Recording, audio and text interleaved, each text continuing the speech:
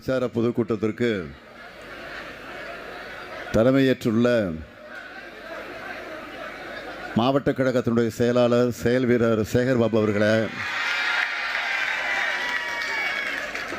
நாடாளுமன்ற உறுப்பினர்களே, நாகராஜன், ஐசிஎஃப் முரளி உள்ளிட்ட பகுதி கழக நிர்வாகிகளே, மேடையில் அமர்ந்திருக்கக்கூடிய பல்வேறு அமைப்புகளை சார்ந்திருக்கக்கூடிய நிர்வாக பெருமக்களே, குளத்தூரில் எனக்காக பணியாற்றி கொண்டிருக்கக்கூடிய அனைத்து மதச்சார்பற்ற முற்போக்கு கூட்டணியில் அங்க வகிக்கிற கழகத்தின் பல்வேறு அமைப்புகளின் செயல் வீரர்களே, பேரன்பிற்குரிய என்னுடைய குளத்தூர் தொகுதியினுடைய பெருமக்களை, உயிரோடு கலந்திருக்கக்கூடிய தலைவர் கலைஞர் அவர்களின் உயிரினும் உயிரான அன்பு உடன்பிறப்புகளை, அனைவருக்கும் வணக்கம். என்னதான் ஒட்டுமொத்த தமிழ்நாட்டுக்கும் நான் முதலமைச்சராக இருந்தாலும் சென்னை நான் பாசமாக வளர்த்த குழந்தை மாதிரி. ஏன்னா நான் அந்த அளவிற்கு உங்களோடு ஒன்றி போயிருக்கக்கூடியவன். அது மட்டும் இல்லை, சென்னைக்கு மாநகர தந்தையா, மக்களால் தேர்ந்தெடுக்கப்பட்ட முதல் மேயராக இருந்தவன் நான்.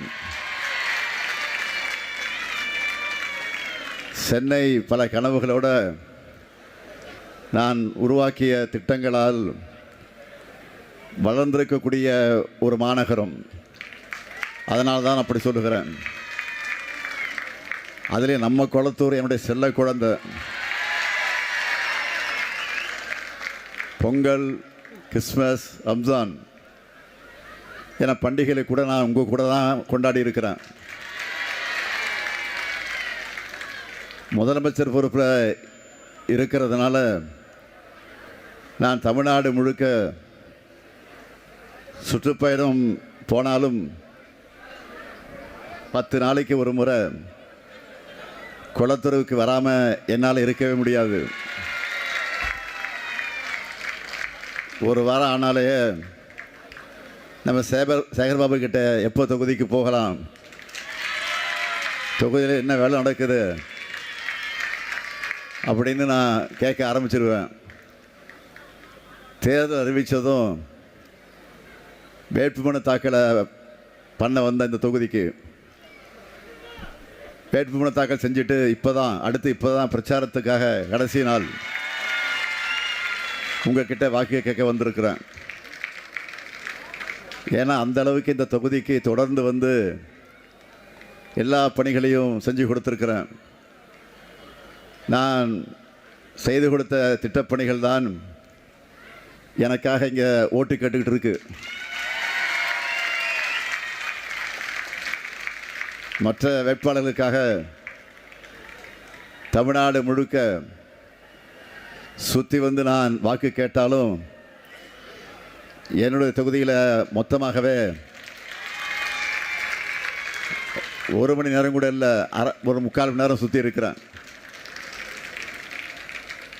நீங்களே நான் ஓட்டு கேட்டு வரணும்னு எதிர்பார்க்க மாட்டீங்க. குளத்தூர் மக்கள் மேலே காட்டக்கூடிய அன்பு அப்படிப்பட்டது. வருஷம் முழுக்க நல்லா படித்த மாணவன் எக்ஸாமுக்கு முன்னாடி சின்னதாக ஒரு ரிவைஸ் பண்ணுவாங்கள்ல, அந்த மாதிரி இத்தனை ஆண்டு உங்களுக்காக உழைச்சிருக்கிறேன். நான் செஞ்ச திட்டங்களுக்காக எனக்கு வாக்கு கேட்கும் அந்த நிலை தான். நான் சொல்கிறது கரெக்டு தானே?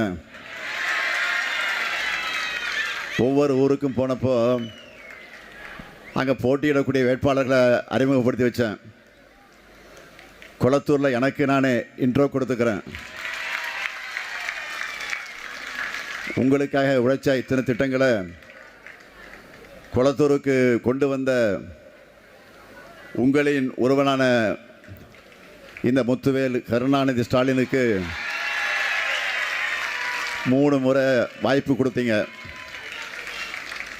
இந்த முறையும் உதயசூரிய சின்னத்தில் வாக்களித்து எனக்கு வாய்ப்பு கொடுப்பீங்களா?